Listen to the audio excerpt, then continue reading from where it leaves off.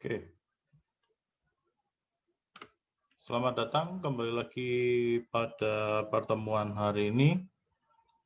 Setelah UTS tentunya, materi kita pada hari ini adalah strategi bisnis internasional. Sebentar saya share. Oke, strategi bisnis internasional. Oke.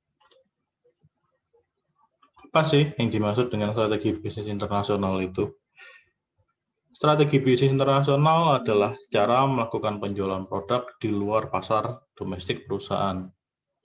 Yang namanya internasional berarti kan perusahaan itu ke luar negeri, di mana perusahaan tersebut memiliki sumber daya yang memadai untuk masuk pada pasar yang potensial yang akan dituju oleh perusahaan tersebut. Lalu ada 4 capaian perusahaan dalam memanfaatkan diversifikasi internasional pada perusahaannya. Yang pertama, perusahaan dapat meningkatkan ukuran pasar. Yang kedua, tingkat pengembalian investasinya lebih tinggi. Yang ketiga, meningkatkan skala ekonomi dan menambah pembelajaran bagi perusahaan tersebut. Lalu ada keuntungan lokasi, tergantung dari perusahaan memilih di mana lokasi perusahaan yang baru atau yang ada di luar negeri tersebut akan diletakkan. Lalu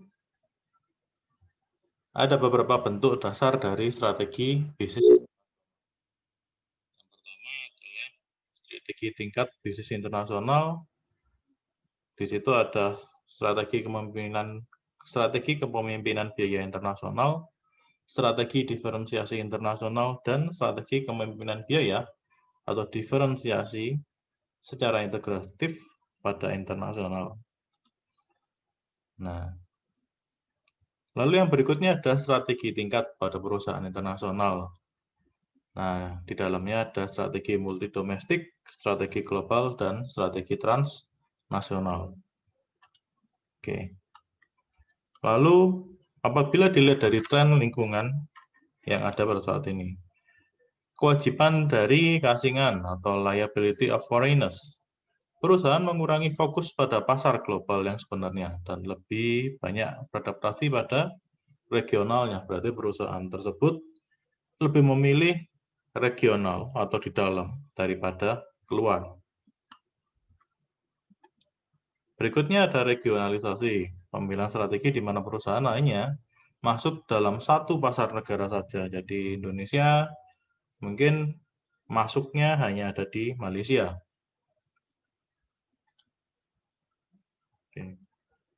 Ada beberapa cara juga bagi perusahaan untuk memasuki pasar internasional. Yang pertama ada ekspor. Yang kedua, pemberian lisensi. Yang ketiga, aliansi strategi. Keempat, akuisisi perusahaan. Dan kelima, membuat anak perusahaan baru yang dimiliki seutuhnya oleh perusahaan induk yang ada di negara asal. Oke. Berikutnya ada hasil daya saing strategis. Ada 3, yaitu diversifikasi dan laba internasional. Ada lagi diversifikasi dan inovasi internasional. Berikutnya ada kompleksitas dari pengelolaan pada perusahaan multinasional. Oke. Seperti yang kita ketahui juga, ketika perusahaan yang biasanya bermain di domestik akan masuk ke internasional, ada beberapa risiko yang dihadapi. Yaitu yang pertama adalah risiko politik dan risiko ekonomi. Risiko politik seperti yang kita ketahui, untuk beberapa waktu yang lalu di Amerika sendiri ada risiko politik yang panas-panasnya atau hangat, bukan hangat ya, sudah panas ya antara Amerika dengan China. Dan itu pun juga merembet sampai ke Indonesia. Lalu juga ada risiko ekonomi.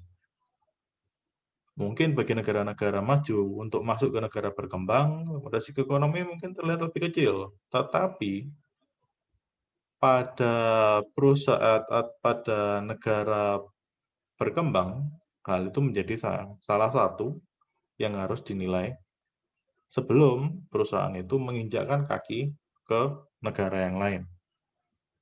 Kenapa? Kalau ada risiko politik dan risiko ekonomi. Seperti yang kita ketahui, ketika negara tersebut tidak aman untuk dilakukan investasi, ya kapan balik modalnya, gitu kan, sederhananya. Nah, dapat dilihat di sini ada peluang dan hasil akhir dari strategi internasional yang akan dilakukan oleh perusahaan.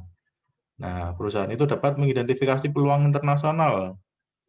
Oke, di dalamnya itu kalau perusahaan melakukan identifikasi ternyata bisa meningkatkan ukuran pasar, pengembalian investasi, skala ekonomisnya akan berkembang dan mendapatkan pembelajaran yang lebih. Lalu juga ada keuntungan lokasi. Sedangkan cara dari perusahaan tersebut mencari sumber daya dan kapabilitas, mereka menggunakan IBS atau International Business Strategy atau strategi bisnis internasional, lalu menggunakan strategi multi domestik, strategi global, dan strategi transnasional. Melalui cara masuk, perusahaan tersebut dapat menggunakan kompetensi intinya, yaitu melalui ekspor, aliansi, akuisisi, atau pembukaan cabang baru. Nah, masing-masing pasti akan memiliki resiko dan problem. Tetapi hasil akhir dari competitiveness strategiknya, nah, apakah kinerja tersebut mendapatkan penghasilan yang lebih tinggi, atau hanya mendapatkan inovasi? Seperti yang kita ketahui tadi, ada identifikasi peluang internasional, yaitu pembelajaran. Atau perusahaan tersebut mendapatkan kedua-duanya, kinerja penghasilan yang lebih tinggi, dan juga inovasi. Oke. Lalu manfaatnya penggunaan strategi bisnis internasional itu apa? Yang pertama adalah meningkatkan pangsa pasar. Di dalam mungkin sudah jenuh, di luar mungkin ini adalah barang baru. Nah, pada barang baru inilah ada tambahan-tambahan dari peningkatan pangsa pasar. Lalu pengembalian modal investasi yang sudah ditanamkan oleh investor. Lalu berikutnya ada skala cakupan dan pembelajaran skala ekonomi yang lebih baik. Berikutnya, keuntungan yang lebih kompetitif melalui pemilihan lokasi. Seperti yang kita ketahui juga, ketika semakin dekat dengan sumber daya yang dimiliki, maka perusahaan tidak perlu mengeluarkan biaya yang mungkin lebih budget. Nah, berikut ini adalah keuntungan determinan yang dimiliki oleh sebuah perusahaan. Oke, bisa dilihat yang pertama itu adalah faktornya. Kondisi faktor mungkin di negara yang akan dituju lebih menguntungkan atau lebih menjanjikan. Lalu ada industri dan pendukung yang terkait yang sesuai dengan perusahaan.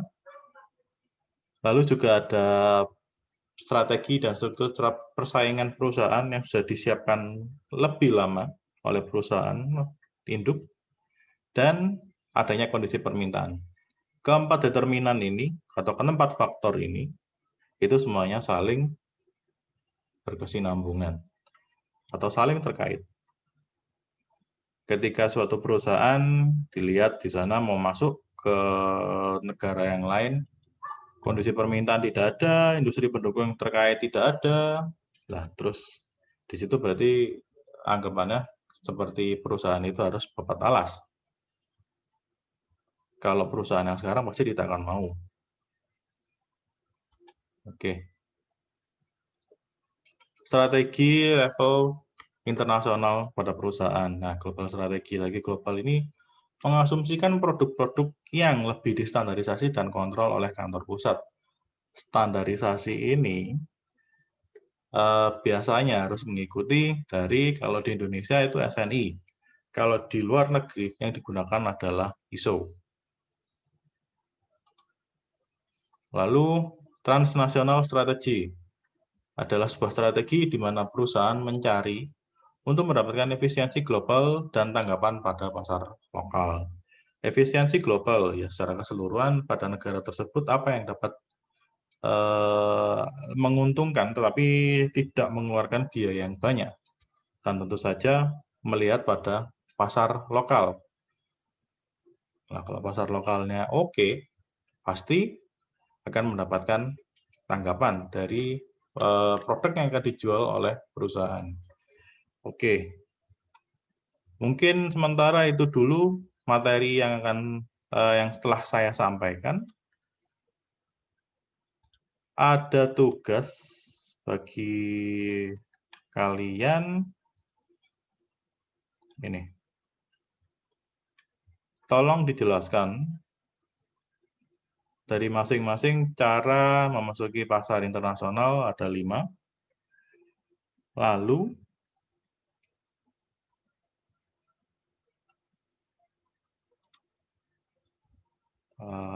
sebentar.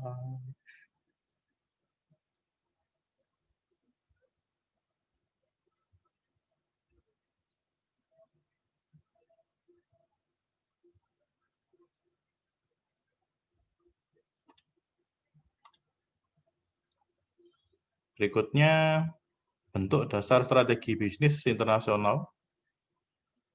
Jadi ada 2. Strategi tingkat dan strategi tingkat bisnis internasional. Oke. Jadi tugas kalian nanti ada 2, menjelaskan yang pertama tadi cara memasuki pasar internasional dan berikutnya bentuk dasar strategi bisnis internasional. Silakan diketik boleh, ditulis tangan boleh, buka bentuknya nanti PDF atau Word dengan ukuran tidak lebih dari 5 MB. Lalu jika ada,